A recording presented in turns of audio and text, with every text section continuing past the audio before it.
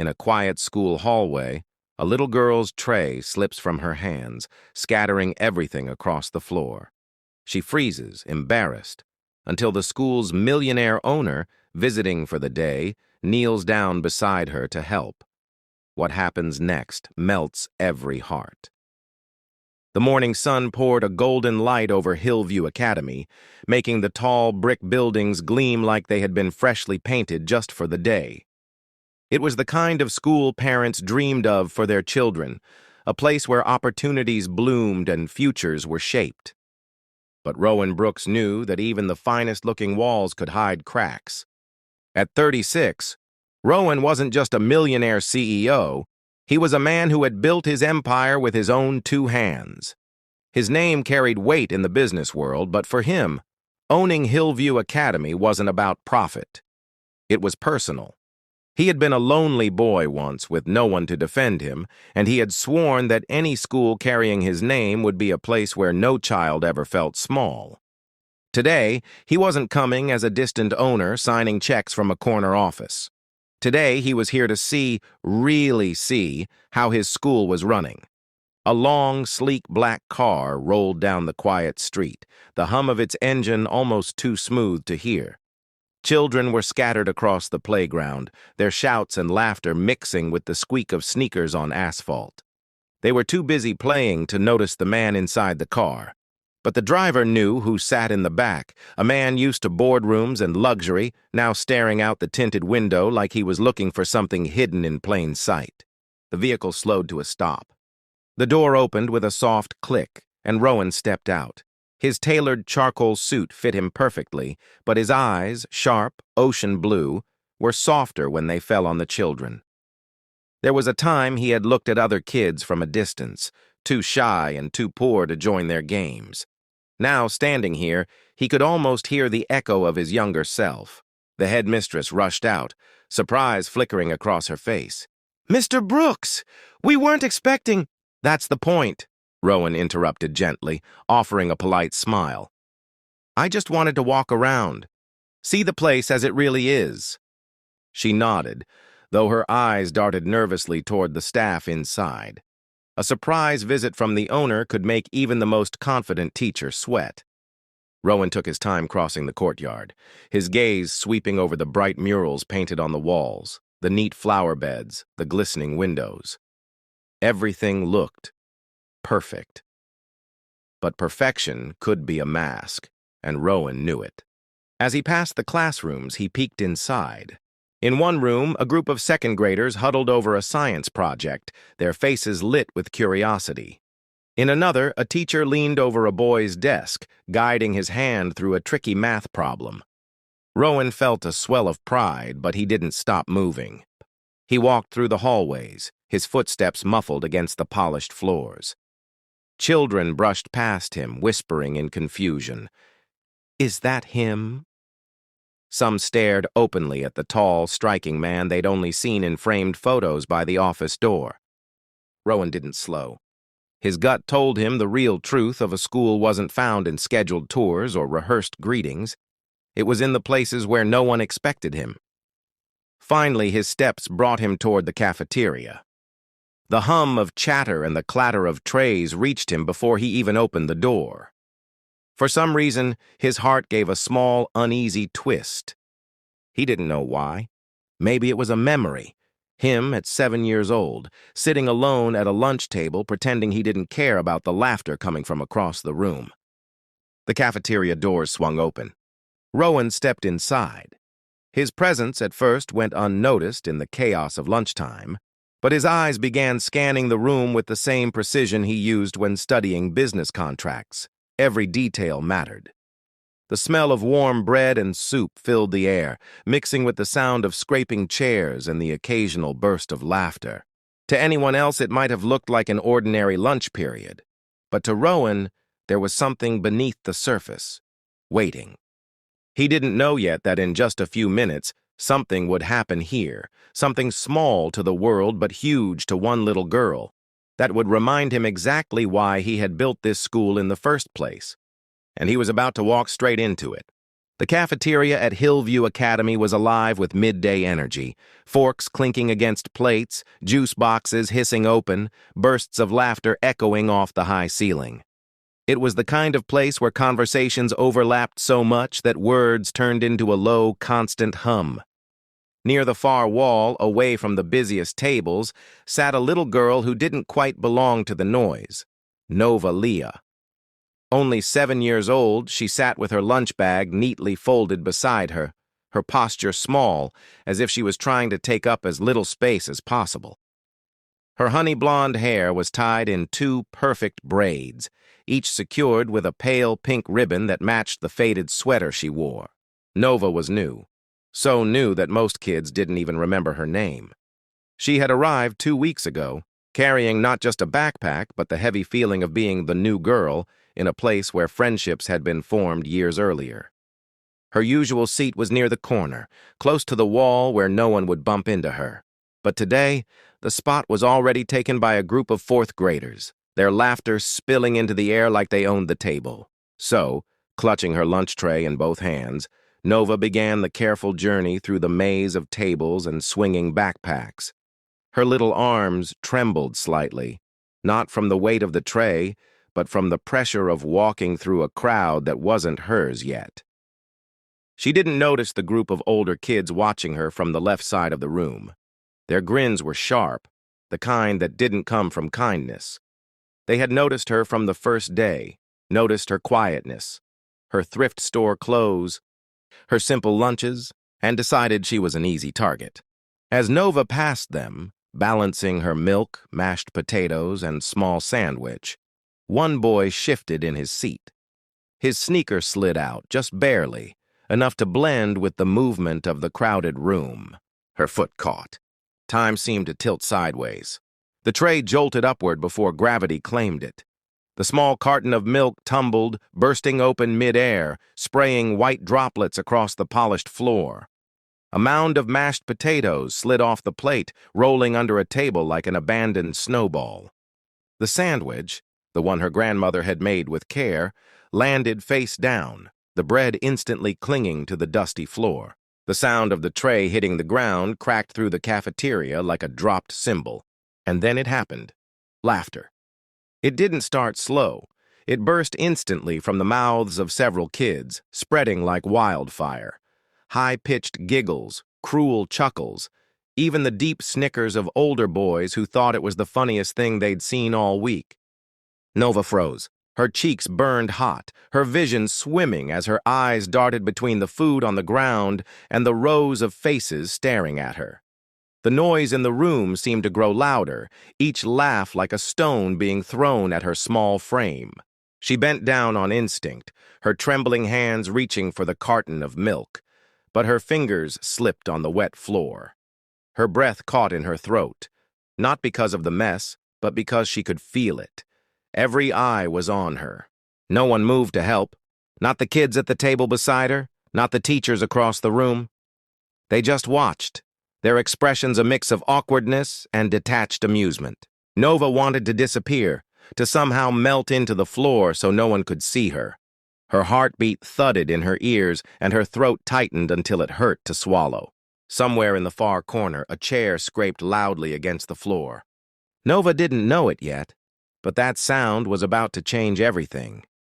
Because the man who stood from that chair, the tall figure whose polished shoes began to cross the cafeteria, wasn't just any visitor. It was Rowan Brooks, and in a moment, the laughter that filled the room would die, replaced by a silence so thick it could be felt. From the far side of the cafeteria, Rowan Brooks had been watching.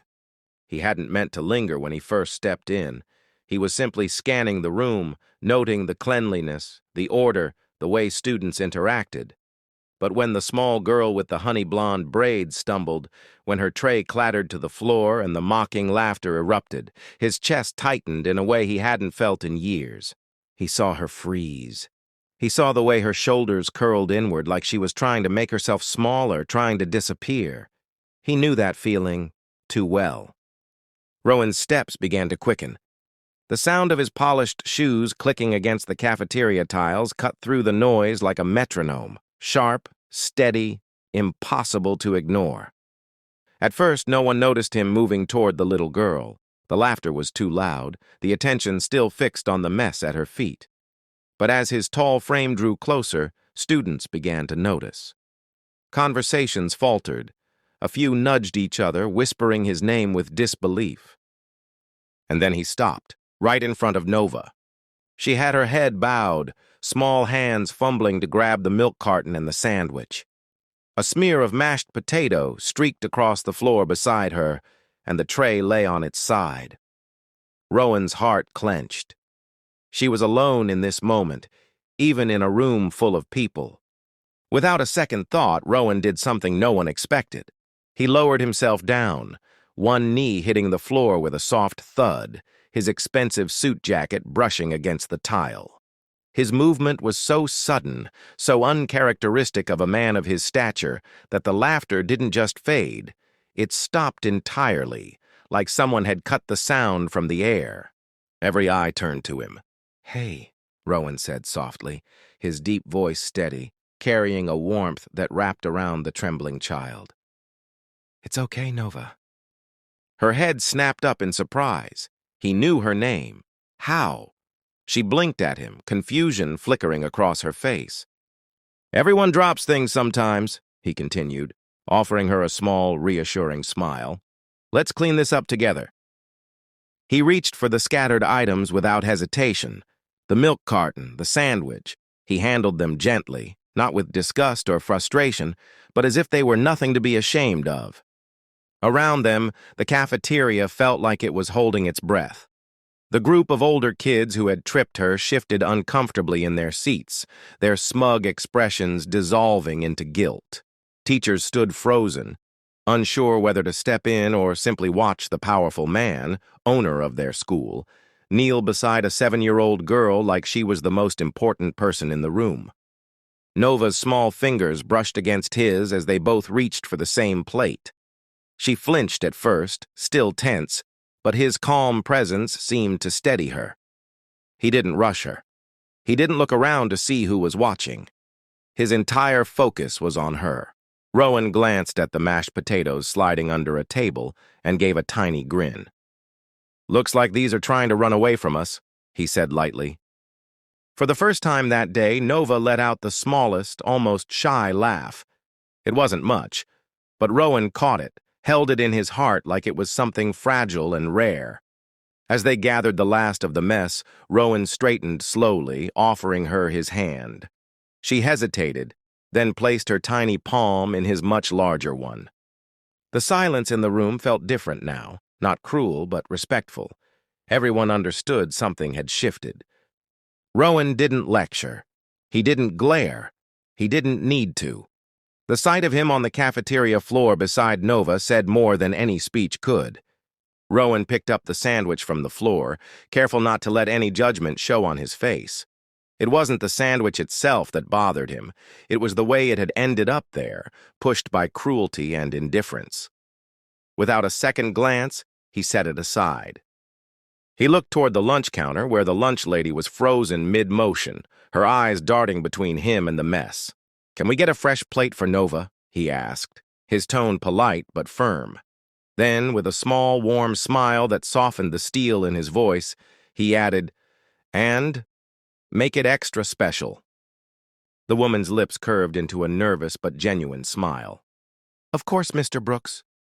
She quickly turned to the kitchen, her hands moving faster than they had all morning. Within minutes, a new plate arrived. Not just the standard school lunch, but a tray with fresh fruit, warm rolls, and a slice of chocolate cake that the kitchen usually reserved for special events.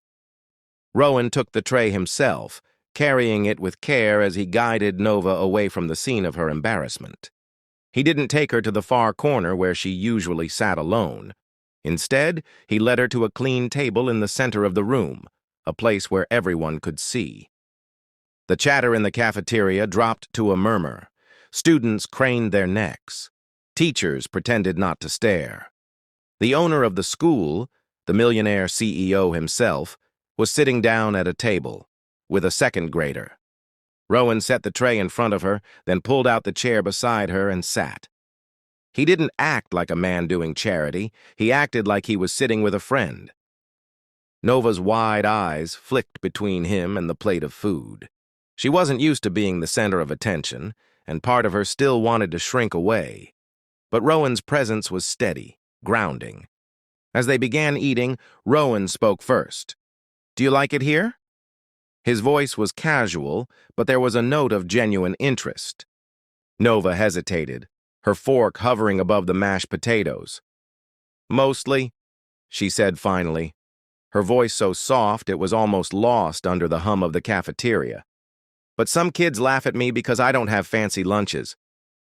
The words hit Rowan harder than he expected. His jaw tightened ever so slightly. He thought of himself at her age, wearing shoes with holes in them, eating peanut butter sandwiches while kids with store-bought lunches whispered. He leaned closer, his voice gentle but sure. "Well, today," he said, a small smile tugging at the corner of his mouth, "you're having the fanciest lunch in the whole school, because you're sharing it with me." Nova's lips trembled, then curved into the first genuine smile he had seen on her all day.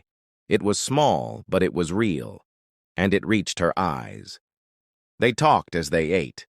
Rowan told her about how, when he was a boy, he used to think the best lunches were the ones that came with laughter and friends, not just the food.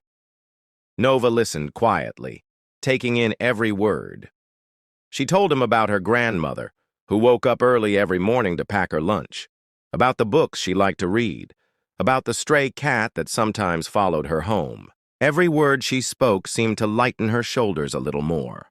When she laughed, really laughed, over something Rowan said about once spilling soup all over his tie during an important meeting, the room seemed to notice. The little girl who had been the subject of mockery minutes ago was now sharing cake with the man everyone admired. And somewhere, in the back of the room, the kids who had tripped her shifted uncomfortably in their seats, realizing their laughter had turned into a memory that would haunt them for a long time. The last forkfuls were eaten, and the buzz of lunchtime began to fade into the scraping of chairs and the shuffle of feet. But in the center of the cafeteria, at the table where Rowan and Nova sat, there was still an unusual hush, like the air itself knew something important was about to happen. Rowan set down his fork, his gaze sweeping slowly over the room.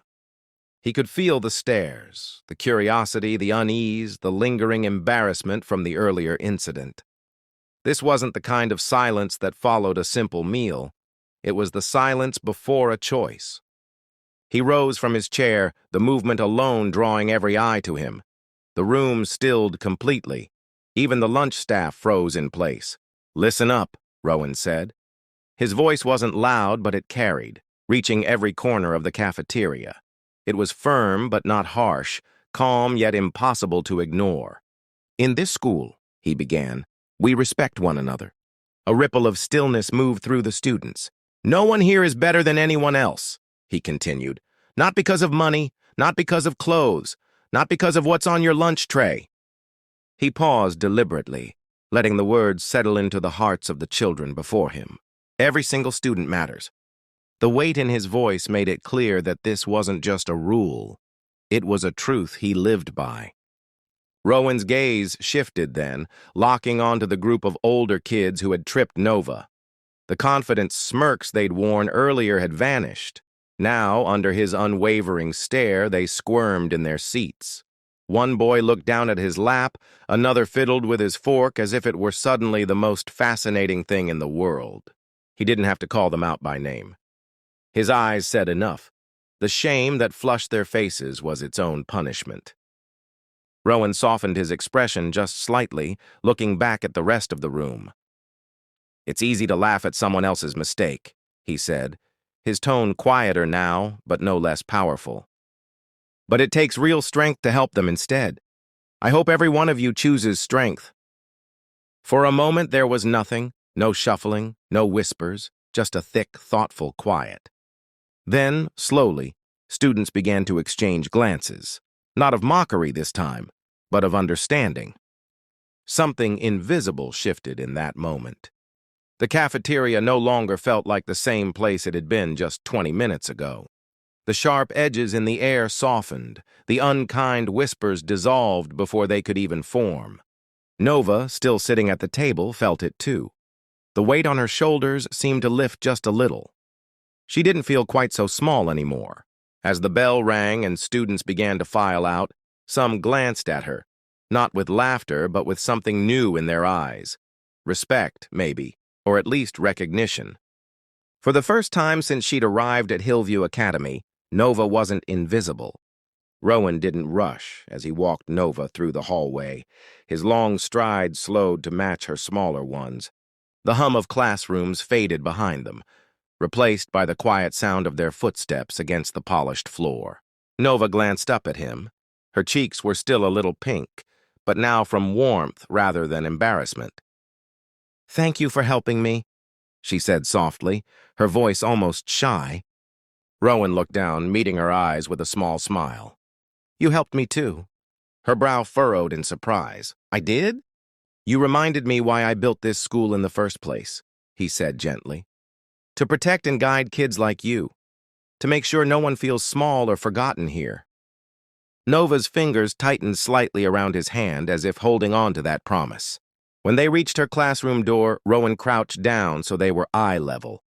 "You're stronger than you think, Nova," he told her. "Don't let anyone make you forget that." For the first time, she nodded without hesitation. He watched as she stepped back into her class. The room was filled with the quiet rustle of books and the scratch of pencils, but a few classmates looked up. This time, their gazes weren't mocking. They were warm, even friendly. Nova walked to her desk with a steadier step than she'd had that morning. Outside in the hallway, Rowan paused for a moment. He knew he couldn't be in every classroom or cafeteria every day, but he could make sure this culture of kindness and respect spread far beyond today's moment. That afternoon, something subtle but powerful had taken root among the students.